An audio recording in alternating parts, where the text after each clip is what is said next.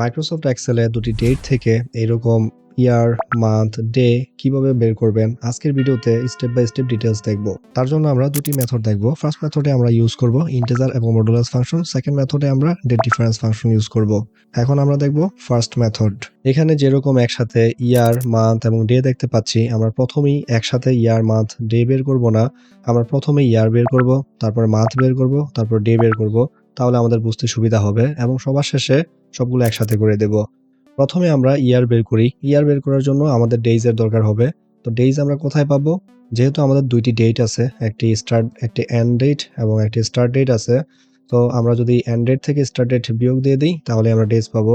তো equal end date minus start date. তো আমরা এখন ডে পেয়ে গেলাম। তো আমরা এখানে পাশে 542 লিখে রাখি, তাহলে পরবর্তীতে আমাদের ক্যালকুলেশন স্টেপগুলো ইজি হবে। এইবার এটা তো ডে, এই ডেকে আমরা ইয়ারে কনভার্ট করতে চাই। তো ডেকে ইয়ারে কনভার্ট করতে হলে আমাকে কি করতে হবে? 365 দিয়ে ভাগ দিতে হবে। তো তার মানে এই ভ্যালুকে 542 এটাকে আমাদের কি করতে হবে? 365 দিয়ে ভাগ দিতে হবে 365। তো আমরা এখানে দশমিকে চাই না, আমরা চাই এটা একটা পূর্ণ সংখ্যা থাকবে, মানে দশমিকের পরে কোনো ভ্যালু থাকবে না। তার জন্য আমাদেরকে ইন্টিজার ফাংশন কল করতে হবে। আমরা ইন্টিজার আইএনটি লিখলে ইন্টিজার চলে আসবে। এবার আমরা ইন্টিজার ফাংশনের দুই পাশে ব্র্যাকেট ক্লোজ করে দিলেই হয়ে যাবে। এখন আমাদের পূর্ণ সংখ্যা হয়ে গেল। এখন আমাদের রিমেইনিং এর কতদিন আছে আমরা একটু দেখি। এখানে 365 আমরা কিন্তু ইয়ারে কনভার্ট করে ফেলছি।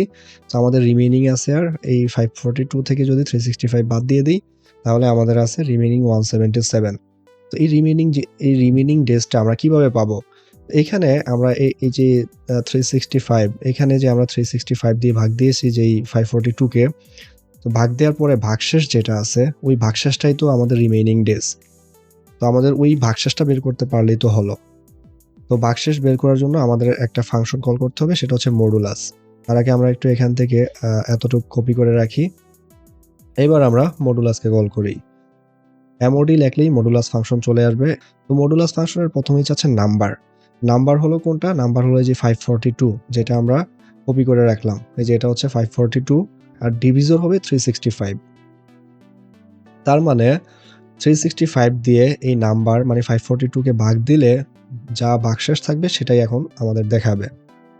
তো 177 চলে আসলো। সেখানে দেখছি 177, এখানে 177, তার মানে আমাদের ক্যালকুলেশন ঠিক আছে।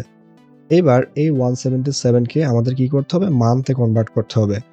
এই 177 কে মান্থে কনভার্ট করে, এটা যেহেতু ডেজে আছে, এটাকে মান্থে কনভার্ট করার জন্য আমাদের কি করতে হবে? এটাকে 30 দিয়ে ভাগ দিয়ে দিতে হবে। আমরা 30 দিয়ে ভাগ দিয়ে দিই।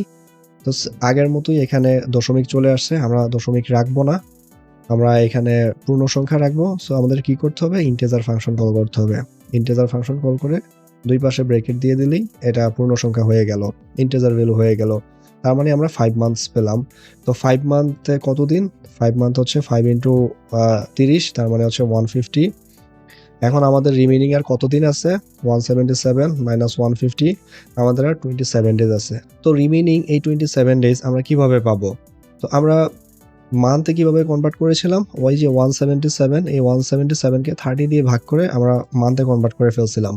তো এই 177 কে 30 দিয়ে ভাগ করার পরে রিমেইনিং যেটা মানে ভাগশেষ যেটা, ওই ভাগশেষটাই তো 27 ডেজ, তাই না? তো আমাদের এখানে ওই ভাগশেষটাই তো বের করতে হবে। তো তার মানে এখানে আরেকটা মডুলাস ফাংশন ইউজ করতে হবে। তো তার আগে হচ্ছে আমরা এই ইয়াটা কপি করে নিই, এখান থেকে আমরা এখানে পেস্ট করে দেই। সো এখন এইটার উপরে যদি আমরা মডুলাস দিয়ে দিই তাহলে তো হয়ে গেল। আমরা আবার একটা মডুলাস ফাংশন কল করি। এমওডি নাম্বার হচ্ছে এটাই 177। আমরা আবার একটু দেখি, আমরা এতটুকু ডিলিট করে এন্টার দিই। এই যে এতটুকু কিন্তু 177, এই যে এখানে যে ফর্মুলা দেখতে পাচ্ছি বা যে ফাংশন দেখতে পাচ্ছি, এই টোটাল ফাংশনের ভ্যালু কিন্তু 177। তো এই টোটালটার উপরেই আমাদের কি করতে হবে? একটা মডুলাস ফাংশন কল করতে হবে। তো আমরা মডুলাস ফাংশন কল করি। এই নাম্বার কি? এটাই হচ্ছে নাম্বার। এবার ডিভিজর, এই নাম্বারকে আমরা যদি 30 দিয়ে ভাগ দিয়ে দিই, 30 দিয়ে ভাগ দেওয়ার পরে যা থাকবে সেটাই তো রিমাইন্ডার। এবার আমরা ব্র্যাকেট ক্লোজ করে এন্টার দিই, আমাদের 27 ডেজ চলে আসছে। তাহলে আমরা কি পেলাম? 1 ইয়ার, 5 মান্থস এবং 27 ডেজ।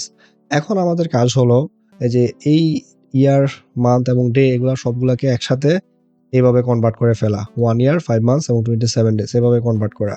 তো তার আগে আমরা একটু দেখি যে সেলগুলোকে জয়েন কিভাবে করে। ফর এক্সাম্পল এখানে লার্ন আছে, লার্ন উইথ খান। তো এই 3টা ওয়ার্ড আমি কিভাবে একসাথে করব? আমি যদি ইকুয়াল দিয়ে এটা ক্লিক করি, তারপরে একটা অ্যান্ড সিম্বল কল করি, আবার এটা দেই, আবার অ্যান্ড দেই, আবার এটা দেই। তো এই যে অ্যান্ড সিম্বল কনকেটিনেট মানে যোগ করার কাজ করতেছে। এখন যদি আমরা এন্টার দিই, দেখেন 3টা একসাথে হয়ে গেছে, লার্ন উইথ খান। এবার আমরা যদি চাই যে এই প্রত্যেকটা ওয়ার্ডের মাঝখানে লার্নের পরে স্পেস থাকবে, উইথের পরে স্পেস থাকবে, খানের পরে স্পেস থাকবে। সো ওইটা করার জন্য আমাদের এখানে সিম্পলি প্রথমে আমাদের একটা ডাবল কোটেশন দিতে হবে। ডাবল কোটেশন দিয়ে তার মাঝখানে একটা স্পেস দিয়ে দিতে হবে। এবার যেহেতু ডাবল কোটেশনের পরে h9 কে অ্যাড করতে হবে, এখানে আবার আরেকটা অ্যান্ড দিতে হবে।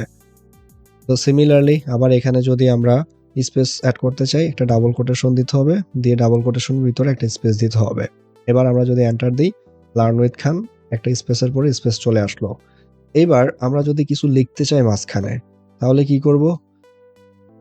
তো এইখানে যেই ডাবল কোটেশনের মাঝখানে যে স্পেস দিয়েছি, আমরা যদি ডাবল কোটেশনের মাঝখানে কিছু লিখে দিই তাহলেই তো হয়ে গেল। আমরা যদি এখানে ব্রেকেট দিয়ে লিখি যে সাবস্ক্রাইব,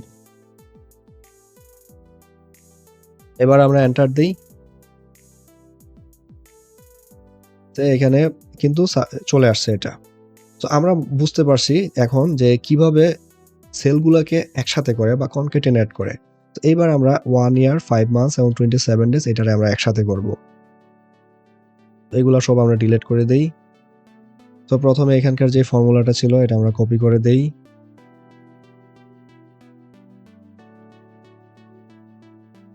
ওকে, একটা কপি হয়ে গেল। এবার এটাকে আমরা কপি করি। এখানে পেস্ট করার পূর্বে আমরা কি করব, একটা অ্যান্ড সিম্বল নিয়ে আসব। অ্যান্ড সিম্বল নিয়ে আমরা এটাকে পেস্ট করে দেব। আমাদের 1 5 দুইটাই চলে আসছে। এবার এটাকে কপি করব। তো তার আগে এখানে আমরা ইন্টিজার দিয়ে নেই, এখানে আমরা ইন্টিজার দিয়ে নেই। এবার এই ফাংশনটাকে আমরা কপি করি, এখানে পেস্ট করব। তার আগে কি করতে হবে, এটাকে যোগ করার জন্য অ্যান্ড সিম্বল দিতে হবে। এবার আমরা কন্ট্রোল ভি দিয়ে পেস্ট করে দিলাম। এবার আমরা এন্টার দিই। তো এবার দেখি আমাদের 1527 চলে আসছে। এবার আমাদের এই যে 1 ইয়ার 5 মান্থস 27 ডেজ এই টেক্সটগুলো দিতে হবে। তো তার জন্য আমাদের এতটুকু হচ্ছে কিসের, এতটুকু হচ্ছে ইয়ারের। তো এটার পরে কি হবে, এটার পরে হচ্ছে ইয়ার লেখা আসবে। তো আমরা এন্ড দিয়ে ডাবল কোটেশন, এটার ভিতরে স্পেস দিব, স্পেস দিয়ে আমরা লিখে দিব ইয়ার, আর ব্রেকেটে একটা এস দিয়ে দিব।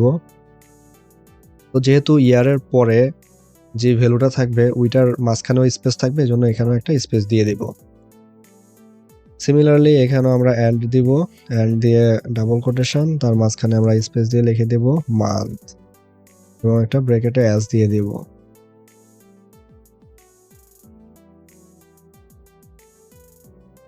একইভাবে এটা লাস্টে আমরা ডাবল কোটেশন দিয়ে একটা স্পেস দিব, স্পেস দিয়ে লিখে দেব ডেজ। তো এইবার আমরা যদি এন্টার প্রেস করি তাহলে কিন্তু আমাদের যে ইয়ার, মান্থ এবং ডে এগুলো সব একসাথে চলে আসবে। এবার এগুলো জাস্ট কপি করে দিই। এতক্ষণ আমরা ফার্স্ট মেথড দেখলাম, এবার আমরা সেকেন্ড মেথড দেখব ডেট ডিফারেন্স ফাংশন দিয়ে।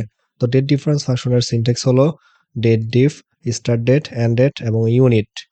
তো ডেট ডিফারেন্সের শর্ট ফর্ম হলো ডেট ডিফ। তো প্রথমে আমরা ইয়ার বের করব। তো ইয়ারের জন্য আমরা হচ্ছে ডেট ডিফ। তো এখানে আমরা যখন ডেট ফাংশন কল করলাম আমাদের সাজেশনে কিন্তু দেখাচ্ছে না, বিকজ এটা মাইক্রোসফট এক্সেলের অফিসিয়ালি আনলিস্টেড ফাংশন না, বাট এই ফাংশনটি কাজ করে। তো ডেট ডিফ লিখে আমরা ব্র্যাকেট দিই। প্রথমে আমাদের হচ্ছে স্টার্ট ডেট, তো এটা হলো আমাদের স্টার্ট ডেট। তারপরে হচ্ছে এন্ড ডেট, এটা হলো এন্ড ডেট, এবং তারপরে ইউনিট। ইয়ারের জন্য ইউনিট হলো ওয়াই। তো এই ওয়াই অবশ্যই কোটেশনের ভিতরে দিতে হবে। এবার আমরা ব্র্যাকেট ক্লোজ করে দিই, আমাদের ইয়ার চলে আসলো। এবার আমরা এই ফর্মুলাটা কপি করে নেই, কপি করে এখানে পেস্ট করে দিই। জাস্ট এখানে কোড চেঞ্জ করে দিতে হবে। মান্থের জন্য কোড হলো YM, মান্থ চলে আসছে। তো সেম ফর্মুলা এবার এখানে পেস্ট করে দেই। জাস্ট ডে এর জন্য ইউনিট চেঞ্জ করতে হবে, ডে এর জন্য ইউনিট হলো MD। তো আমাদের ইয়ার, মান্থ এবং ডে চলে আসছে। এবার এগুলা জাস্ট একসাথে করে দিলেই হয়ে যাবে।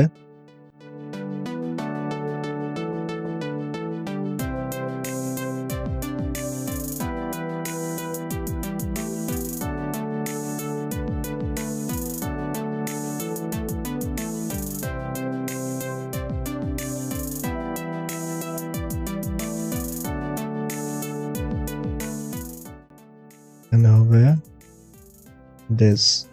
এবার এই ফর্মুলাটাকে আমরা কপি করে সব জায়গায় যদি পেস্ট করে দেই তাহলে আমাদের সবগুলো রেজাল্ট চলে আসবে। তো আজকে আমরা দেখলাম ডেট থেকে কিভাবে ইয়ার, মান্থ এবং ডেতে কনভার্ট করা যায়। দুটি মেথড দেখলাম, আপনাদের কাছে যে মেথড কনভিনিয়েন্ট মনে হয় আপনারা ওই মেথড ইউজ করতে পারেন। আর মাইক্রোসফট এক্সেল রিলেটেড কোনো সাপোর্টের দরকার হলে কমেন্ট সেকশনে কমেন্ট করবেন। Thank you very much for watching.